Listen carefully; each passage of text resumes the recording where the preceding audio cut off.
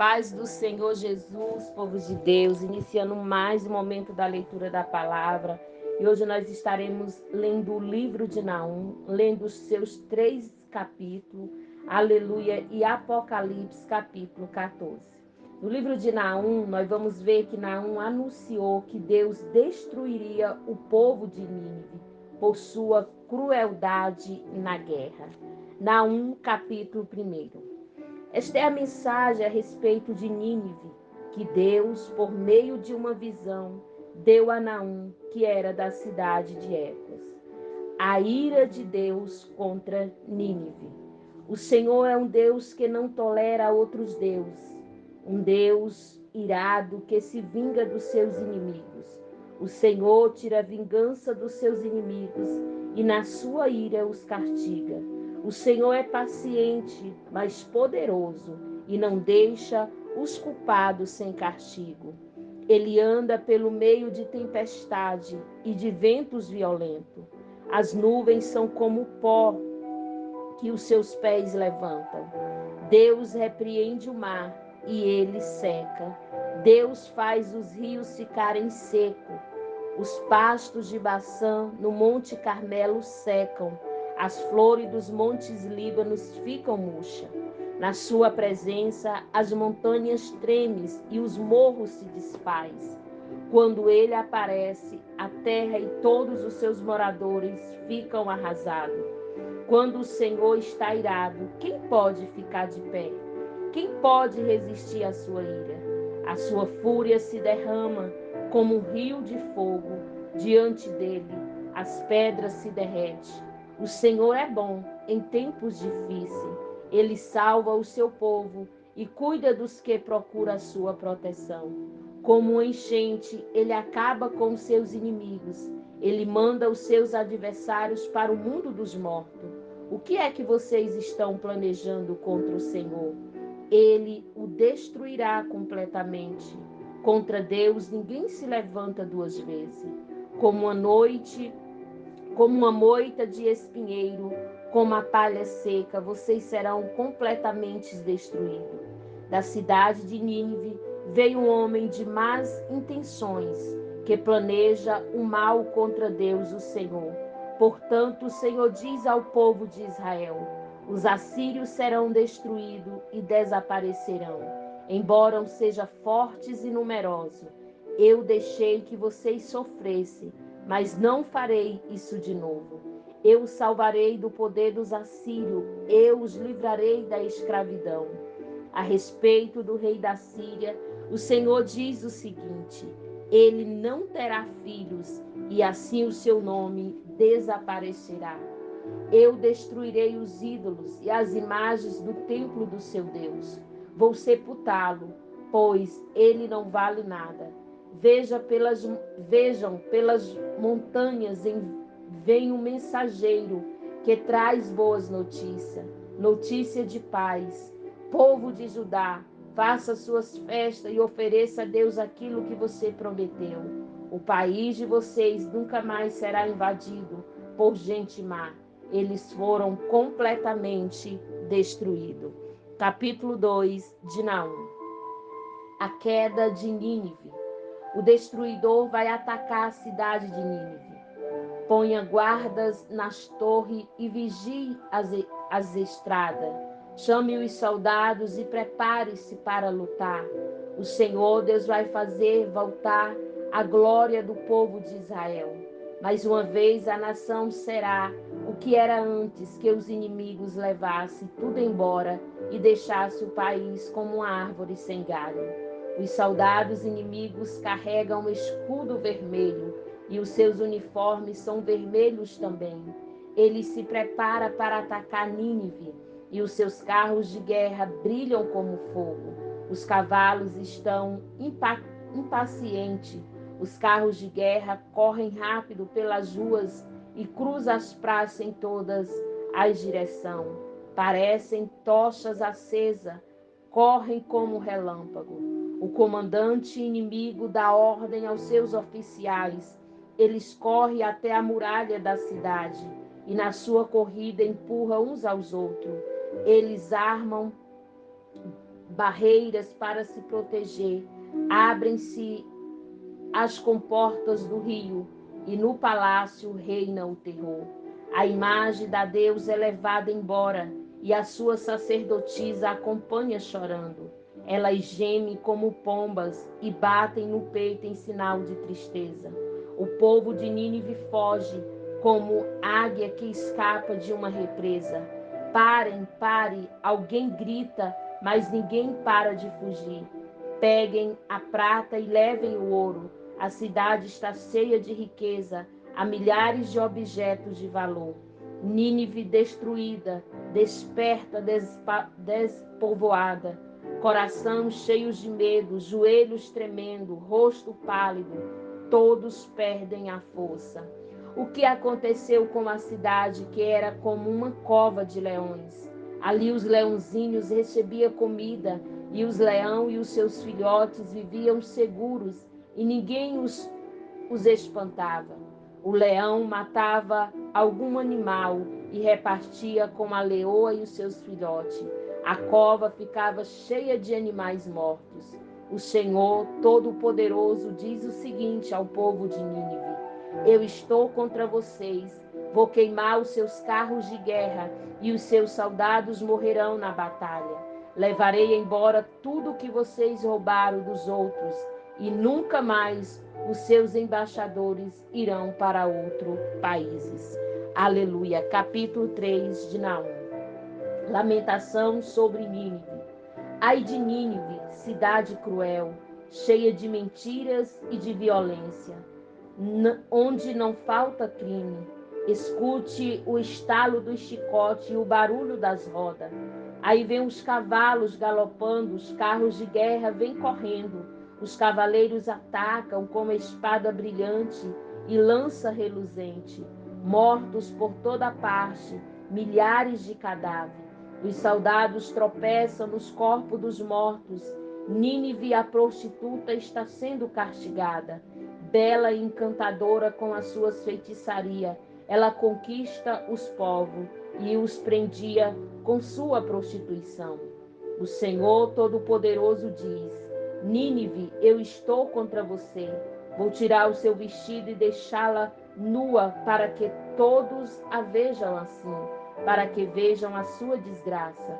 Vou tratá-la com desprezo e cobri-la de sujeira. Todos olharão para você horrorizado. Todos os que a virem fugirão dizendo: Nínive está arrasada. Quem terá pena de você? Onde vou achar quem a console?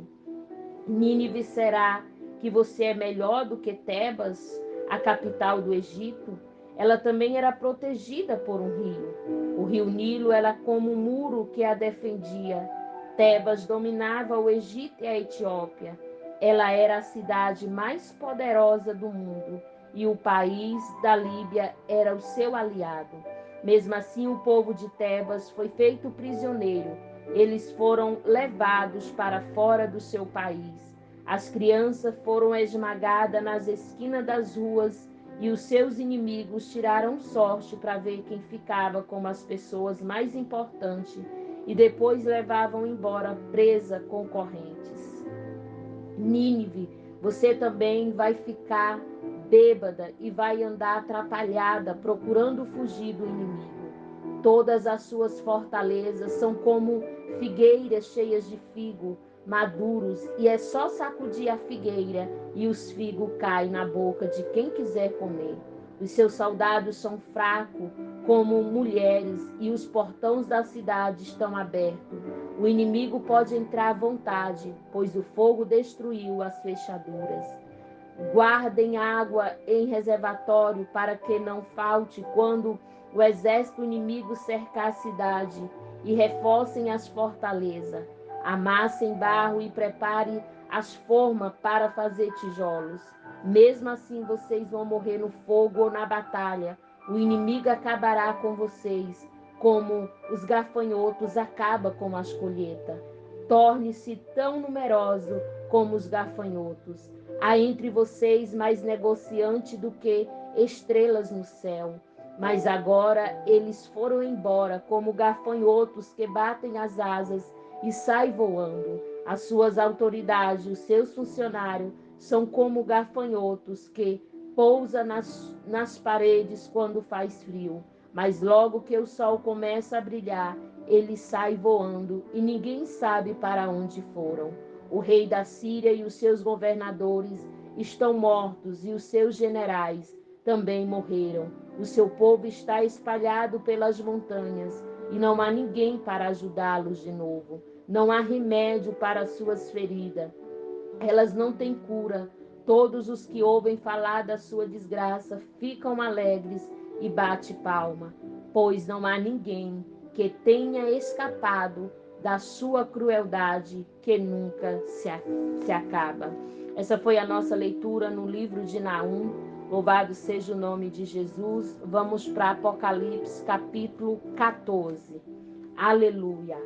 A canção dos 144.000. Depois olhei e vi o Cordeiro em pé no Monte Sião. Com ele estava 140, aleluia, e 4.000 pessoas que tinham o nome dele e o nome do Pai dele escrito na testa delas. Então ouvi uma voz do céu que parecia o barulho de uma grande cachoeira, o som de um forte trovão. A voz que ouvia era como a música de apista tocando as suas harpas. Os 144.000 estavam diante do trono e dos 4 seres vivos e dos líderes cantavam uma nova canção que somente eles podiam aprender. De toda a humanidade, eles eram os únicos que tinham sido comprados por Deus. Eram os que se conservam puros, porque não havia tido relações com mulheres. Segue o Cordeiro aonde ele vai. Entre todos os seres humanos, eles foram comparados e foram, aleluia, os primeiros a serem oferecidos a Deus e ao Cordeiro. Eles nunca mentiram e nem cometeram nenhuma falta. As mensagens dos 3 anjos.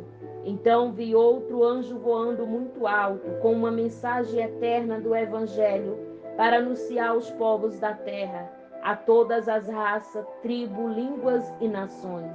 Ele disse com voz forte: tema a Deus e louvem a sua glória, pois já chegou a hora de Deus julgar a humanidade. Adorem aquele que fez o céu e a terra, o mar e as fontes das águas. Um segundo anjo seguiu o primeiro, dizendo: caiu a grande Babilônia. Ela embriagou todos os povos, dando-lhe o seu vinho, o vinho forte da sua terrível imoralidade. Um terceiro anjo seguiu o segundo, dizendo com voz forte: aqueles que adoraram o monstro e a sua imagem, receberam o sinal na testa ou na mão, beberão o vinho de Deus, o vinho da sua ira, que ele derramou, aleluia, puro na taça do seu furor. Eles serão atormentados no fogo e no enxofre diante dos santos anjos e do Cordeiro. A fumaça do fogo que os tormenta sobe para todo sempre. Ali não há alívio, nem de dia e nem de noite, para os que adoram o monstro e a sua imagem, nem para qualquer um que tenha um sinal do nome dele. Isso exige que o povo de Deus aguente o sofrimento com paciência. Esse povo são aqueles que obedecem os mandamentos de Deus e são fiéis a Jesus. Então ouvi uma voz do céu que disse: escreve isso. Feliz as pessoas que desde agora morrem no serviço do Senhor. Sim, isso é verdade. Responde o Espírito de Deus. Elas descansarão do seu duro trabalho, porque levarão consigo o resultado dos seus serviços, a colheita do fim dos tempos. Então olhei e vi uma nuvem branca, na qual estava sentado alguém que parecia um ser humano, com uma coroa de ouro na cabeça e uma foice afiada na mão. Outro anjo saiu do templo e gritou bem forte para aquele que estava sentado na nuvem: Use a sua foice e faça a colheita, porque já chegou a hora de colher. A terra está pronta para a colheita. Depois, o que estava sentado na nuvem passou a foice sobre a terra e fez a colheita. Aí o outro anjo saiu do templo que está no céu, e ele também tinha uma foice afiada. Depois outro anjo, que era encarregado do fogo, saiu de perto do altar. Com voz forte ele gritou para o anjo que tinha a foice afiada: use a foice e corte os cachos de uvas da videira, da terra, pois as uvas estão maduras. Então o anjo passou a foice sobre a terra, cortou os cachos de uvas da videira e os jogou no tanque da violenta ira de Deus, onde as uvas são pisadas. As uvas foram pisadas no tanque que ficava fora da cidade, e o rio de sangue que saiu desse tanque tinha 300 quilômetros de comprimento por 1,5 metros de fundura. Essa foi a nossa leitura de hoje, dia 23, aleluia, de dezembro de 2023. Que Deus em Cristo vos abençoe através da sua poderosa palavra, em nome de Jesus.